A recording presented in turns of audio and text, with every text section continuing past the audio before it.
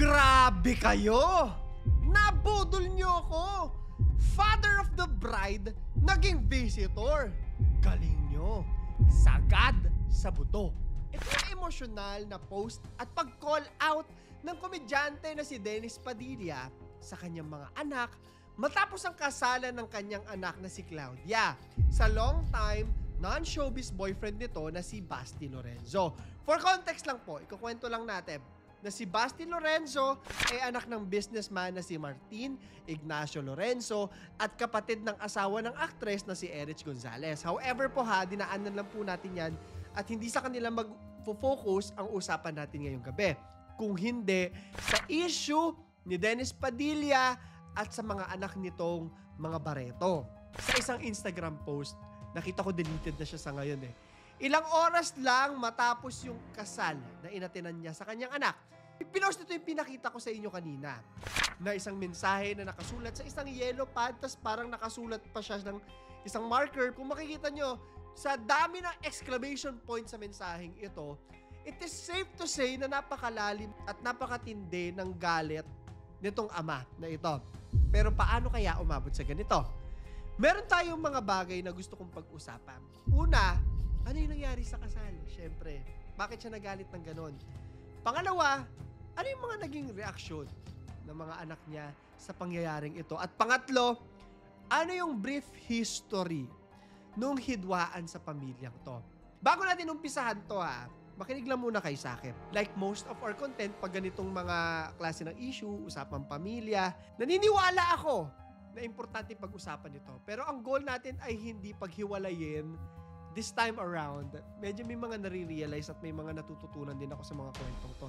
Na imbis na tignan natin yung pagkakaiba-iba ng dalawang henerasyon, paano natin ito pagsasalubungin sa gitna? Kung naiintindihan nyo ako. However uncomfortable it is, kailangan natin siyang pag-usapan. Hindi na talaga bago yung ganitong mga away pamilya. Carlos Yulo, Jake Zyrus, recently miski si Esnir sa PBB. And clearly nga, gaya na sabi ko kanina, iba talaga yung paniniwala ng generation noon at yung mga generation ngayon na bago. Umpisahan natin ngayon ng kwento. Ito ang Barreto Wedding Controversy. The posts. Nakakaawa din naman kasi talaga, sa totoo lang. Agad na pinutakte ng mga netizens yung mga comments at posts ni Dennis Padilla. Kung saan makikita yung mga komento nito na, I don't have a part sa program. Ayaw nila padala invites. At sa isa pang comment, sa anak nitong si Julia Barreto, sinabi nito, kapal nyo. Medyo ramdam mo yung galit. Kinalaunan, binura naman ni Dennis Padilla itong mga posts. Sabi ko nga kanina, sisilipin natin ngayon, ano ba yung nangyari dyan sa kasal? At para mas maintindihan natin or mas makita natin yung POV ni Dennis Padilla, babasahin natin itong isang post sa kanyang kapatid na si Jean Padilla na nagkwento ng nangyari sa kanyang kuya. The wedding day. Ayon kay Jean Padilla, ito yung post. 1 p.m. pa lang daw, nasa church na sila.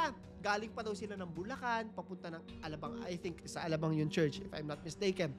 5 a.m. raw, nagising na yung ina nila ni Dennis Padilla, which is lola nitong mga Barreto kids. Kasama yung kuya niya na si Dennis, kung saan parehas daw excited, yung lola, pati si Dennis. Nagay sila, nagpapogi, bumiyahe at nakarating na sa simbahan. Pagdating daw nila sa simbahan, napansin nila na hindi parte ng programa itong si Dennis Padilla. Nagtataka sila. So maaga silang nakarating. Bakit walang organizers na kumakausap kung ano yung gagawin? Yun yun, di ba? Pag kunyari, bridesmaid ka or groomsmen, talagang may gagawin kayo at umaga pa lang kailangan nandun na kayo. Siya, dahil tatay siya, usually pag tatay or nanay, di ba, mas malaki yung role doon sa kasal. So I think yun yung iniisip niya. Hala, maghahatid ako ng anak ko. I think kung meron mang mali, yung mga bata is hindi siya nasabihan na hindi ganun yung mangyayari. And I think pinaka nasaktan siya kasi hindi siya yung naghatid doon kay Claudia doon sa altar. Sa mga social media posts, nakita ko po na ang kasama ni Claudia ay yung kanyang ina na si Marjorie Barreto, which I think isa to sa mga trigger ni Dennis Padilla. Anyway, nagtatanong-tanong daw sila kung saan po kami uupo. Ano bang gagawin namin?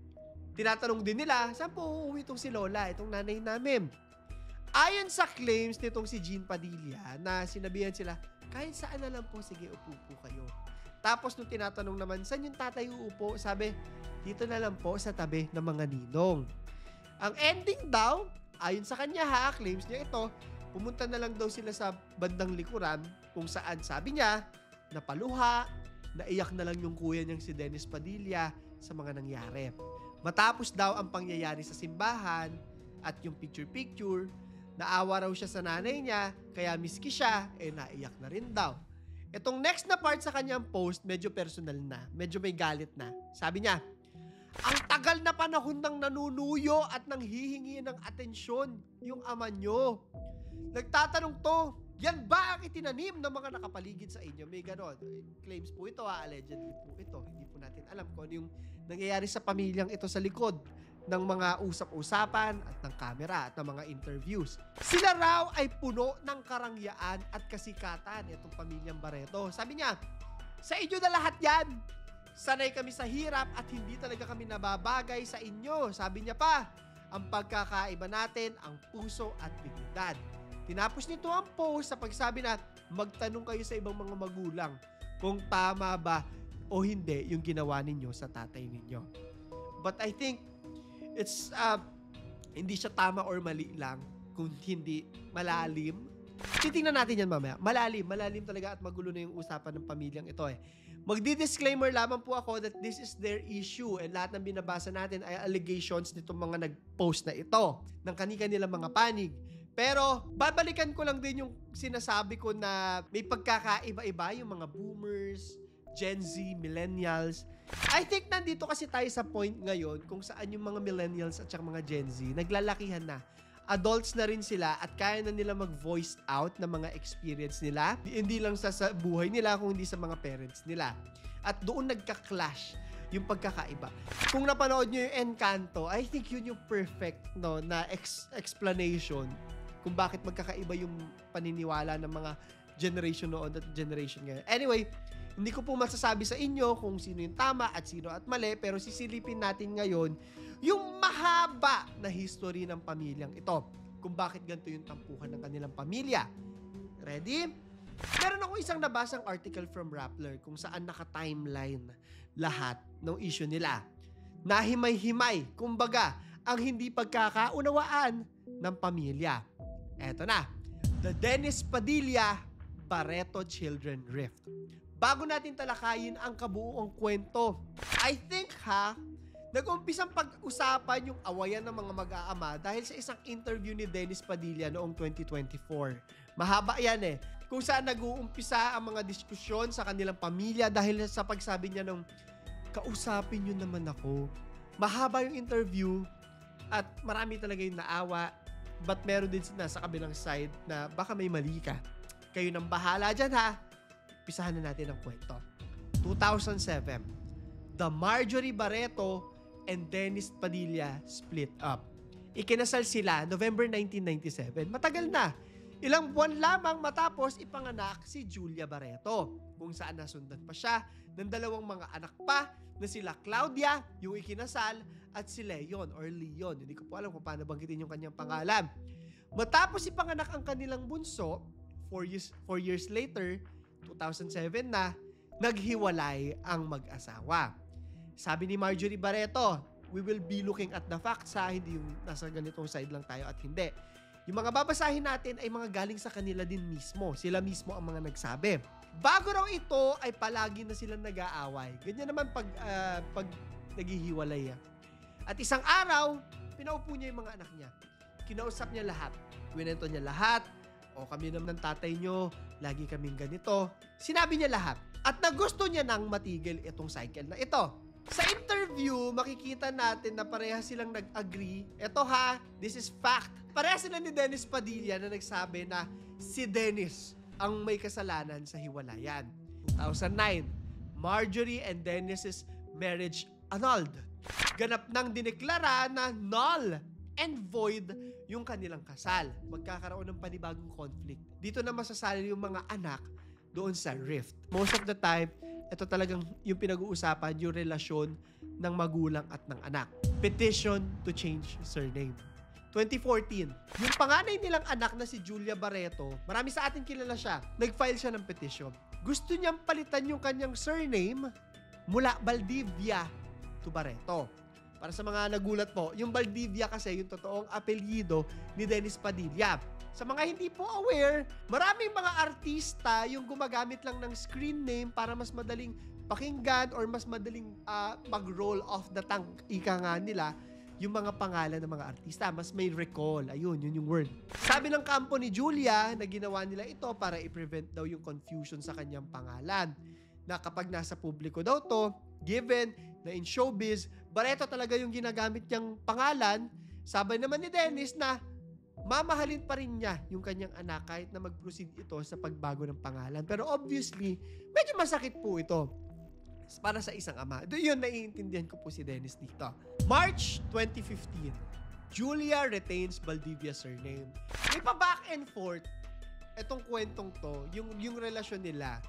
And ang nakikita ko po I might be wrong, na nagtatry talaga both sides na maayos. Wala namang may gusto humiwalay sa pamilya eh. May mga cycles lang talaga at may mga ginagawa yung anak or yung parents para magkaroon ng gap ulit.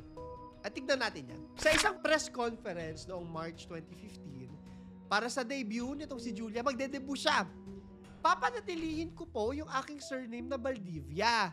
Sabi niya, sa ngayon, parang hindi ko naman po kailangan baguhin ang apelyido ko. Of course, bilang isang ama, masasaktan ka talaga kung papatanggal yung pangalan ng anak mo. However, noong 2015, nag-reconcile sila. At sinabi pa ni Julia na imbitado at kumpirmado na kasama ang kanyang ama sa kanyang debut. Julia, are you still changing your family name? Diba, there are folks who said na your popularity went down because you decided to change your family name and it angered your dad. So, are you still changing your family name? Wow. We haven't even talked about this as a family. Pero okay, it's the first time I'm speaking about it that I made the decision and I'm actually sharing it first with you guys. I feel that right now there's really no need to change my last name. Yeah. No need to change your... No need anymore to change my last name. Okay. And, kasi yun na nga, nakipagbati ka na sa dad mo, and yet there are those who say that you're just using it for damage control. How do you feel about it? How can they even think that way, honestly? How can you think that a young child wants to get everything okay again with her own father just for publicity? I can't even embrace that thought. Pero it's very false. He's my dad. Why wouldn't I want to be okay with my dad? Why wouldn't I want to be okay with my dad and have him there sa special day ko? I made things up with him because I want to be okay with my own father. Not for anybody. Merong interview si Dennis sa Aquino and Abunda Tonight, sa mga nakakaalala po ng palabas na yan, kung saan ine-explain ni Dennis kung paano sila nagkaayos. Sabi niya, sinasabi ko sa kanya, Julia, you are a legitimate child. That's why I am fighting for my family name. Sabi ko, alam mo anak, kung sinabi mo sa akin earlier na gusto mo ipatanggal yung family name, kung ano man yung reason mo, mas matatanggap ko. Sige, Julia, if you will be happy with it, sige, papayag ako. And mukhang naging okay naman sila. Actually, magiging okay sila hanggang sa dulo ng kwento, hanggang sa dumating lang tayo doon sa kasalan. Doon lang medyo mababago ulit. Mangangasim, ika nga nila. May 2021, father and daughter vlog. Sa isang vlog na ngayon, deleted na po, kinausap ni Julia ang kanyang ama tungkol sa career nito, sa buhay, basic na mga bagay. And ultimately, nung naging malalim na yung sa relasyon nilang magkakapatid sa kanilang ama. Dito masisilip natin kung ano yung naging dahilan ng paghihiwalayan nila ni Marjorie, na naniniwala akong ugat kung bakit hindi siya kinakausap ng kanyang mga anak. I think meron talagang pain din sa mga anak niya. Sabi niya, it became rocky because of my attitude. Yung temper daw niya. Ang dami kong pinagdaanan kaya ako naging ganun. Ang mami mo, si Marjorie, Ang dami ring pinagdaanan na pagsubok dahil sa ugali ko. So mukhang at the time, aminado talaga siya hanggang noong 2021 na siya talaga yung naging problema.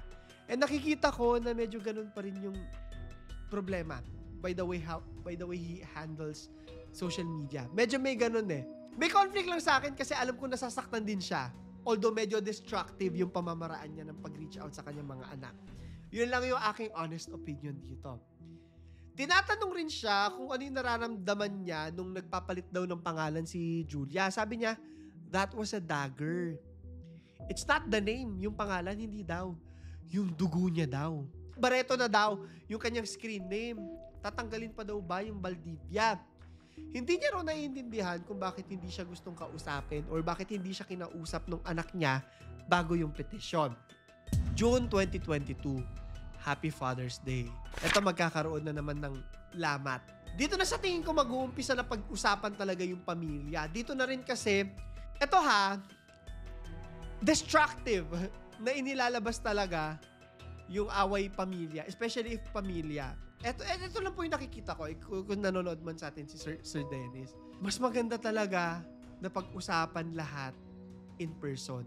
Hindi dapat, yung dirty laundry na tinatawag, di ba? Hindi talaga. Kung ako yung magulang hindi ako magpo-post ng ikakasakit ng mga anak ko kahit pa ibig sabihin no. Kahit na nasasaktan ako, parang hindi ko kayang gawin.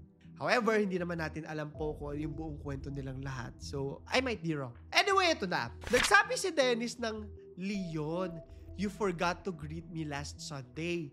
Hehe, love you, ingat. Kasunod nito, nag-post rin siya ng larawan ng dalawa niyang anak na babae na si Claudia at si Julia. Kung saan nag-caption naman siya ng parang ganun din. Miss you both.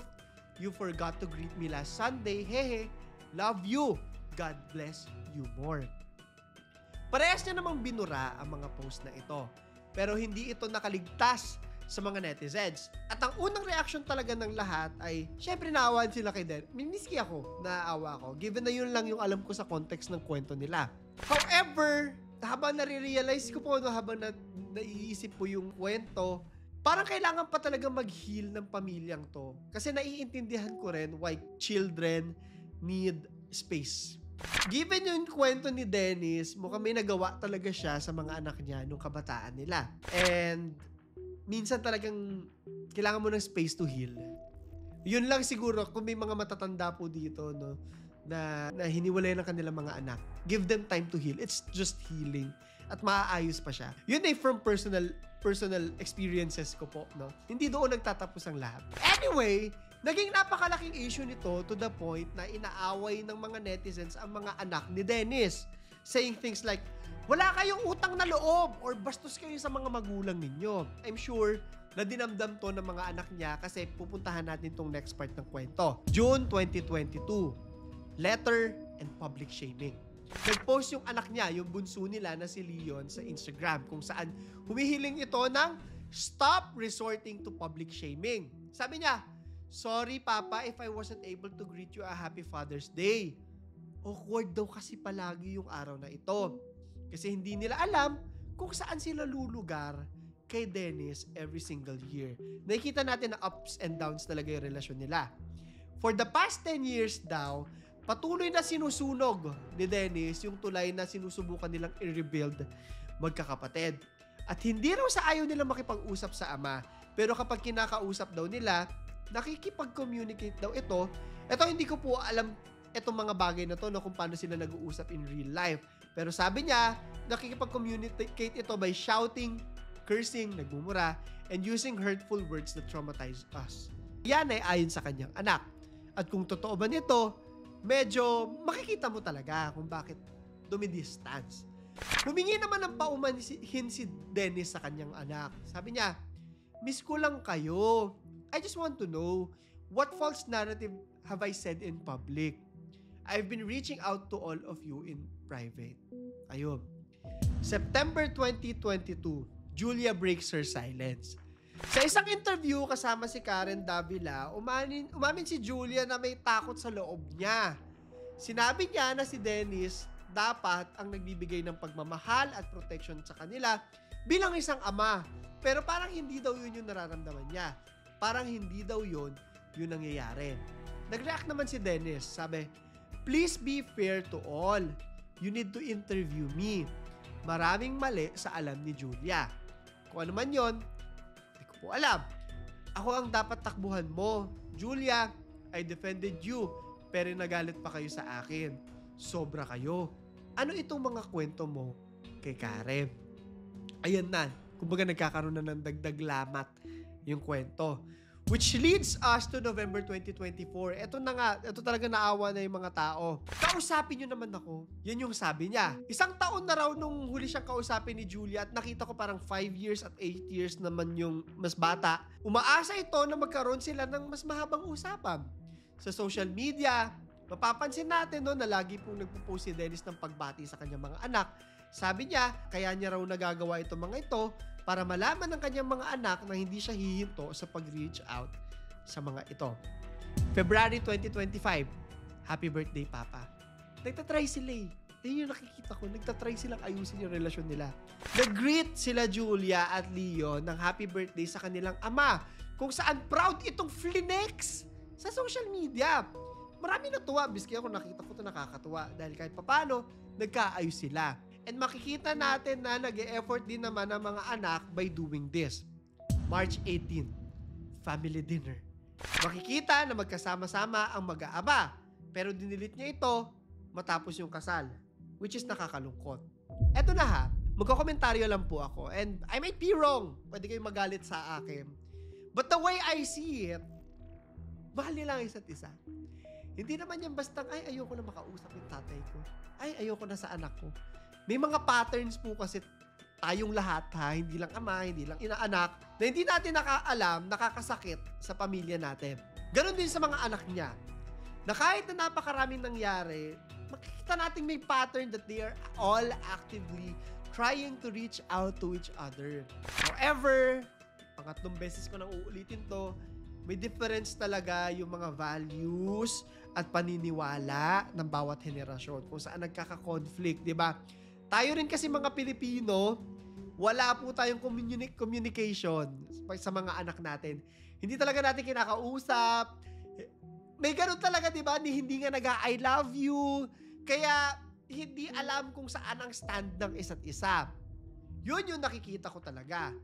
Na may mga bagay na mas okay yung ganitong henerasyon sa ganito. If I'm being honest, ito lang po yung tanging ulit kung nanonood po sa atin si Sir Dennis.